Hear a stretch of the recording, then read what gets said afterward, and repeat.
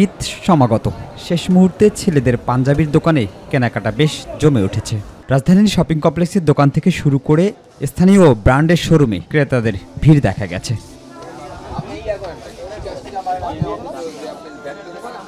Shopping plus আমার মা product কেনাকাটা করতে আসছি। বসুন্ধরা হয়, আমার কাপড়ের একটু কোয়ালিটি একটু ভালো এখানে অন্য জায়গা থেকে। কিছু হালকা পাতলা কেনাকাটা ছিল আমার মেয়ের, এর জন্য আসা আর কি।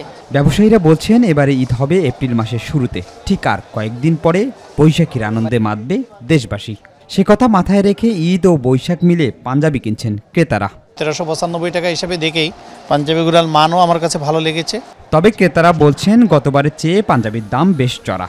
প্রাইসগুলো আসলে মন মতো না। ফার্স্ট অফ অল সবগুলোরই প্রাইস খুব বেশি। আমরা যেরকম চাচ্ছি ওরকম কিছু খুঁজে পাচ্ছি না। প্রাইস অনেক হাই। নর্মাল যে ড্রেসগুলোর দাম হওয়া উচিত মনে করেন 5000 6000, ওগুলো ড্রেসের দাম চাচ্ছে 12000 13000। অভিযোগ অস্বীকার করে ব্যবসায়ীরা বলছেন দাম আগের মতোই রয়েছে। কোয়ালিটি তুলনায় আমাদের রেঞ্জ ওকে। ফ্যাব্রিক্স কিছু আছে চায়না থেকে ইম্পোর্ট করে আনা হয়।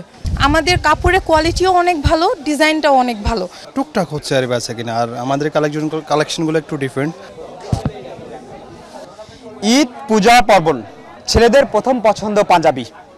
আসছে ঈদকে প্রাণবন্ত করতে রাজধানীর বিভিন্ন শপিং মলে পাঞ্জাবি কেনার উপচে পড়া ভিড়। বসুন্ধরা থেকে শিমুল খান, মাই টিভি, ঢাকা।